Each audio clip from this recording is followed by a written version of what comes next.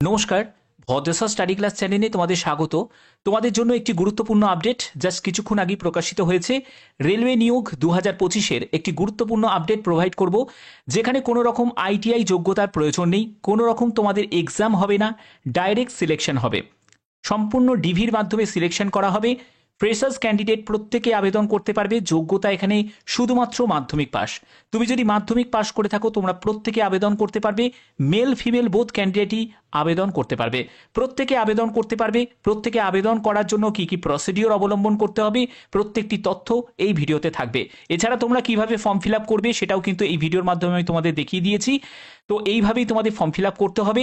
এবং তোমরা অবশ্যই কিন্তু তোমরা কোন জেলা থেকে এই ভিডিওটা দেখছো প্রত্যেকে জেলার নাম কিন্তু জানাবে, এবং তোমাদের নিয়ারেস্ট যে স্টেশন সেটাও কিন্তু অবশ্যই কমেন্টে উল্লেখ করবে। এরকমই গুরুত্বপূর্ণ আপডেট প্রতিনিয়ত পাওয়ার জন্য অবশ্যই চ্যানেলটাকে সাবস্ক্রাইব করে রাখবে, বেল আইকনটাকে অল করে রাখবে। তো পিডিএফটা ওপেন করে নিয়েছি, সম্পূর্ণ তথ্য তোমাদের কাছে তুলে ধরছি। তো বন্ধুরা, আমি পিডিএফটা ওপেন করে নিয়েছি। তোমরা এখানে দেখতে পাচ্ছ মিনিমাম এডুকেশন কোয়ালিফিকেশন, অর্থাৎ তোমাদের কাছে ক্লিয়ার যে মাধ্যমিক পাস যোগ্যতাই কিন্তু প্রয়োজন। শুধুমাত্র মাধ্যমিক পাস হলেই কিন্তু তুমি অ্যাপ্লাই করতে পারবে, কোনো হায়ার কোয়ালিফিকেশনে কোনো প্রয়োজন নেই। তবে তুমি যদি শুধু পাশ করে থাকো বা মাধ্যমিকের থেকেও যদি তোমার হায়ার কোয়ালিফিকেশন থাকে, মানে উচ্চ মাধ্যমিক যদি পাশ করে থাকো বা গ্র্যাজুয়েশনও যদি তুমি করে থাকো, তাহলে কি তুমি আবেদন করতে পারবে না? তুমিও আবেদন করতে পারবে, কিন্তু তোমার যোগ্যতা মিনিমাম মাধ্যমিক পাস। ক্লিয়ার? এখানে তোমাদের বয়স 18 বছর। দেখো, 18 বছর ন্যূনতম বয়স কিন্তু হতে হবে, অর্থাৎ যারা 18 বছরের কম বয়সের যারা দেখছো এই ভিডিওটা তারা কিন্তু স্কিপ করে যাও, এই ভিডিওটা তোমাদের জন্য নয়। 18 বছর তোমার ন্যূনতম বয়স হতে হবে এবং ম্যাক্সিমাম বয়স হচ্ছে 40 বছর। 18 থেকে 40 বছরের মধ্যে যে কোনো এজের প্রার্থীরাই আবেদন করতে পারে। বয়স তোমাদের ক্যালকুলেট করতে হবে 1 ফেব্রুয়ারি 2025 হিসাবে। এখানে তোমাদের মেডিকেল সার্টিফিকেটও কিন্তু প্রয়োজন। দেখো, মেডিকেল সার্টিফিকেট তোমাদের কিসের জন্য চাওয়া হচ্ছে? যেটা হচ্ছে তোমাদের কোনো কমিউনিকেবল ডিজিজ আছে নাকি, অর্থাৎ কোনো মারণ রোগ তোমার শরীরে আছে নাকি, যার ফলে হয়তো তুমি কাজটা করতে পারবে না, তার জন্যই কিন্তু এটা চাওয়া হচ্ছে মেডিকেল সার্টিফিকেট। এটা কিন্তু কখন চাওয়া হচ্ছে? যখন তুমি সিলেকশন হয়ে যাবে তখনই কিন্তু তোমাদের মেডিকেল সার্টিফিকেটটা তোমাদের সাবমিট করতে হবে। হিজ হার, অর্থাৎ এখানে পুরুষ এবং মহিলা প্রার্থী উভয়ই কিন্তু আবেদন করতে পারে। ক্লিয়ার? আচ্ছা, এবার দেখে নাও যে তোমরা কিভাবে ফর্মটা ফিল আপ করবে। ফর্ম ফিল আপটা কিন্তু খুব ইম্পর্টেন্ট একটা ব্যাপার। দেখো, ফর্ম ফিল আপে যদি তুমি কোনো গন্ডগোল করো তাহলে কিন্তু সম্পূর্ণ আবেদনকে রিজেক্ট করে দেওয়া হবে। তার জন্য এই ব্যাপারটা কিন্তু অবশ্যই তোমাদের সতর্কতার সঙ্গে কিন্তু দেখতে হবে। প্রথমে হচ্ছে তোমাদের একটি পাসপোর্ট সাইজের ছবি এখানে কিন্তু লাগিয়ে দিতে হবে। তারপরে হচ্ছে তোমার নাম সম্পূর্ণ ক্যাপিটালে তোমার নাম কিন্তু এখানে লিখবে। তারপরে তোমার বাবার নাম এখানে মেনশন করতে হবে। এখানে মোবাইল নাম্বার, এখানে অবশ্যই মোবাইল নাম্বারটা একটি ভ্যালিড অ্যাক্টিভ একটি মোবাইল নাম্বার এখানে এন্টার করে দেবে। তারপরে হচ্ছে রেসিডেন্সিয়াল অ্যাড্রেস। দেখো, রেসিডেন্সিয়াল অ্যাড্রেসে তোমার সম্পূর্ণ ডিটেলস অ্যাড্রেসটা কিন্তু উল্লেখ করবে। অনেকে তোমরা জিজ্ঞেস করছো যে স্যার পুলিশ স্টেশন কি মেনশন করতে হবে? নিশ্চয়ই করবে, পুলিশ স্টেশন মেনশন করবে, পোস্ট অফিস তো মেনশন করতেই হবে, আপ টু পিনকোড পর্যন্ত। পিনকোড পর্যন্ত কিন্তু ডিটেলসটা মেনশন করবে। এরপরে হচ্ছে তোমাদের অ্যাড্রেস প্রুফ। দেখো, অ্যাড্রেস প্রুফের জন্য তোমাদের self attested copy of Aadhaar card, voter card, driving licence, যে কোনো একটি এনি ওয়ান তোমাদের সেলফ অ্যাটেস্টেড কপি কিন্তু সঙ্গে অ্যাটাচ করতে হবে। আমি পরবর্তী জায়গা বলে দিচ্ছি কি কি তোমাদের সঙ্গে অ্যাটাচ করতে হবে। এখানে অ্যাড্রেস প্রুফের ডিটেলসটা কিন্তু এখানে দেবে আপ টু পিনকোড পর্যন্ত। ঠিক আছে? এর পরবর্তী বলা হচ্ছে যে whether doing any job if so details thereof, অর্থাৎ তুমি কি অন্য কোনো কাজের সঙ্গে যুক্ত আছো বা কাজ করেছো সেই ডিটেলসটা তুমি কিন্তু এখানে মেনশন করতে পারো। এবার যারা ফ্রেশার্স ক্যান্ডিডেট তারা এখানে কি করবে? এনআইএল লিখে দেবে, অর্থাৎ এখানে তুমি এনআইএল লিখে দিলেই কিন্তু হয়ে যাবে। তারপরে হচ্ছে তোমাদের ডেট অফ বার্থ অবশ্যই এখানে মেনশন করতে হবে, তোমার জন্ম তারিখ কত সেটা কিন্তু মেনশন করবে। Self attested copy of document, দেখো সাপোর্টিভ ডকুমেন্ট হিসাবে নয় ডেট অফ বার্থের সার্টিফিকেট দিতে পারো, অথবা তোমরা 10th অ্যাডমিট কার্ডও কিন্তু দিয়ে দিতে পারো। 10th অ্যাডমিট কার্ড বা 10th সার্টিফিকেট হলেও কিন্তু হয়ে যাবে। ঠিক আছে? এডুকেশনাল কোয়ালিফিকেশন, যোগ্যতা তোমাদের দেখিয়ে দিয়েছি শুধুমাত্র মাধ্যমিক পাস, তাহলে তুমি মাধ্যমিকের সার্টিফিকেট দিয়ে দেবে। অথবা তুমি চাইলে তোমার হায়ার কোয়ালিফিকেশনগুলো মেনশন করতে পারো, কিন্তু মাধ্যমিকের তোমাদের সার্টিফিকেট, ঠিক আছে, সার্টিফিকেট আর হলো মার্কশিট, এটা কিন্তু অবশ্যই ম্যান্ডেটারি। ঠিক আছে? এগুলো কিন্তু প্রয়োজন আছে, সেলফ অ্যাটেস্টেড করে দেবে। ওকে? তারপরে হচ্ছে মেডিকেল সার্টিফিকেট, এটাও কিন্তু তোমাদের লাগছে, ইস্যুড বাই রেজিস্টার্ড ডক্টর। কোনো রেজিস্টার্ড ডক্টরের কাছ থেকে তোমরা মেডিকেল সার্টিফিকেট পেয়ে যাবে। এছাড়া কোনো দেবে হেলথ ক্লিনিক আছে, সেখানেও তোমাদের অনেক ডক্টর আছে, তাদের কাছ থেকে তোমরা মেডিকেল সার্টিফিকেট পেয়ে যাবে। এবং এটা কিন্তু তোমাকে অরিজিনাল অ্যাটাচ করতে হবে, এটা কিন্তু সেলফ অ্যাটেস্টেড করা থাকলে হবে না। এবং সেটা যে দিচ্ছ ইয়েস বলে এখানে মেনশন করে দেবে, ঠিক আছে।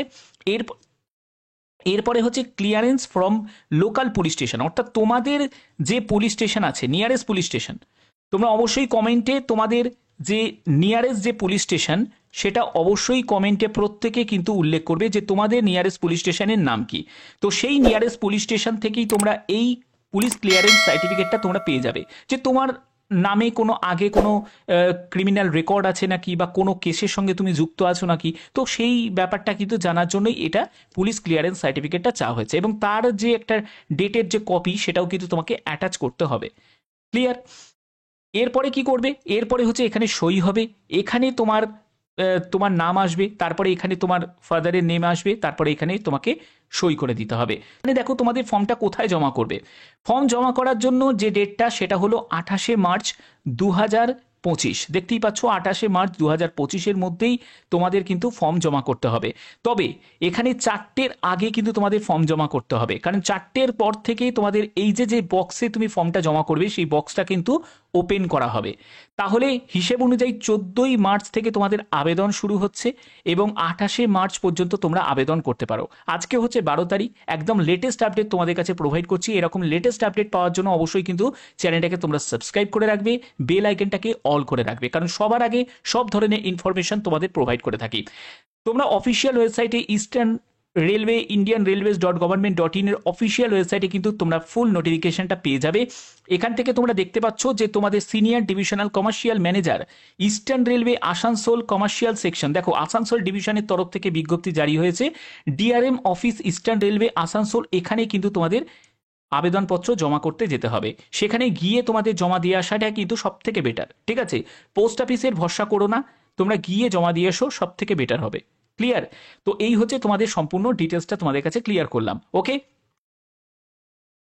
এবার দেখো যে তোমাদের কোন স্টেশনে এই নিয়োগটি করা হচ্ছে। যে স্টেশনে নিয়োগটি করা হচ্ছে সেটা হচ্ছে সুগা পাহাড়ি যে হল স্টেশন আছে, সেই সুগা পাহাড়ি হল স্টেশন জগদীশপুর স্টেশনে, সেখানে তোমাদের শিয়ালদা আসানসোল ডিভিশনের তরফ থেকে এই বিজ্ঞপ্তি জারি হয়েছে। এবং তোমাদের ফিডিং স্টেশন সেটা হলো মধুপুর, এই হল স্টেশনে কিন্তু তোমাদের নিয়োগ করা হচ্ছে। তোমাদের এখানে কন্ট্রাক্ট পিরিয়ডটা হচ্ছে 5 বছর প্লাস 5 বছর, 10 বছরের একটা কন্ট্রাক্ট পিরিয়ড থাকবে, কম নয় কিন্তু, ঠিক আছে।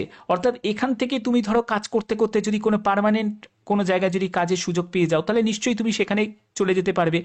তো এই কিন্তু ব্যাপার এখানে দেয়া আছে। এবং এখানে তোমাদের একটা সিকিউরিটি ডিপোজিট মানির কিন্তু বলা হয়েছে। দেখো সিকিউরিটি ডিপোজিট মানিটা কত, সেটা কিন্তু 2000 টাকা। এই 2000 টাকা সিকিউরিটি ডিপোজিট মানিটা, এটা কিন্তু তোমরা পরবর্তী যখন তোমাদের কাজের মেয়াদ শেষ হয়ে যাবে তখন কিন্তু তোমরা রিফান্ড পেয়ে যাবে। এটা কিন্তু সম্পূর্ণ রিফান্ডেবল, মাথায় রাখবে। এটা কিন্তু তোমাদের জমা পড়বে, কিন্তু তোমরা যখন কাজের মেয়াদ শেষ হয়ে যাবে তখন কিন্তু তুমি রিফান্ড পেয়ে যাবে এই সিকিউরিটি ডিপোজিট মানিটা। এটা যখন তুমি সিলেকশন হবে তখনই কিন্তু প্রয়োজন, এখন কিন্তু প্রয়োজন হবে না। এগুলো ক্লিয়ার হয়ে গেছে। এবার দেখো এখানে তোমাদের টার্নওভার কেমন থাকবে। দেখো সেলসের উপর টার্নওভার ডিপেন্ড করছে, অর্থাৎ তুমি যে পরিমাণে টিকিট সেল হবে, অর্থাৎ 1 টাকা থেকে 15,000 টাকার মধ্যে 15%, তারপরে 15,001 টাকা থেকে 50,000 টাকার মধ্যে 12%, 50,001 টাকা থেকে 1 লাখ টাকার মধ্যে 9%, এইরকম অনুযায়ী যত তুমি সেল করতে পারবে টিকিট, সেই অনুযায়ী কিন্তু তোমাদের টার্নওভার হবে। এবার এটা যেহেতু তোমাদের একটা কমিশন বেসিসে, ঠিক আছে, এখানে বেতন তো না, একটা কমিশন বেসিসে কিন্তু তোমাদের ব্যাপারটা থাকবে। তো সেই অনুযায়ী কিন্তু তোমাদের টিকিট সেল হলে সেই অনুযায়ী তুমি কিন্তু এখানে কমিশনটা পাবে। তো যদি তুমি কোনো বিজি স্টেশনে যদি তুমি সুযোগটা যদি পাও, তাহলে সেক্ষেত্রে তোমার কমিশনটা অনেক বেশি হবে। তো অবশ্যই তোমাদের সেই স্টেশনের নিয়ারেস্ট তোমাদের বাসিন্দা হতে হবে, তাহলেই তুমি সেই কাজটা করতে পারবে, কারণ একটা নির্দিষ্ট সময়ের মধ্যে তোমাদের সেই কাজটাকে করতে হবে। ওকে, দেখো যে এলিজিবিলিটি ক্রাইটেরিয়ার মধ্যে আরেকটি অন্যতম হচ্ছে তোমাদের পার্মানেন্ট রেসিডেন্ট, অর্থাৎ তুমি যে স্টেশনগুলো তুমি দেখলে সেই স্টেশনে কিন্তু তোমাকে পার্মানেন্ট রেসিডেন্ট কিন্তু তোমাদের হতে হবে। সেখানকার লোকাল এরিয়ার তুমি যদি বাসিন্দা হও তাহলে তুমি কিন্তু এখানে আবেদন করতে পারবে। তোমরা অবশ্যই তোমরা কমেন্টে তোমাদের নিয়ারেস্ট স্টেশনের নাম কি, নিয়ারেস্ট স্টেশনের নাম কি প্রত্যেকে কিন্তু কমেন্টে জানাবে, ঠিক আছে, প্রত্যেকে তোমরা কমেন্টে জানাবে তোমাদের নিয়ারেস্ট স্টেশনের নাম কি, যাতে তোমাদের কাছে যে কোনো আপডেট তোমাদের স্টেশনের যখন বিজ্ঞপ্তি জারি হবে সেটাও কিন্তু তোমাদের কাছে পৌঁছে দিতে পারি। এরকমই গুরুত্বপূর্ণ আপডেট প্রতিনিয়ত পাওয়ার জন্য অবশ্যই চ্যানেলটাকে সাবস্ক্রাইব করে রাখবে, বেল আইকনটাকে অল করে রাখবে। এখনের মতো এটুকুই, ধন্যবাদ।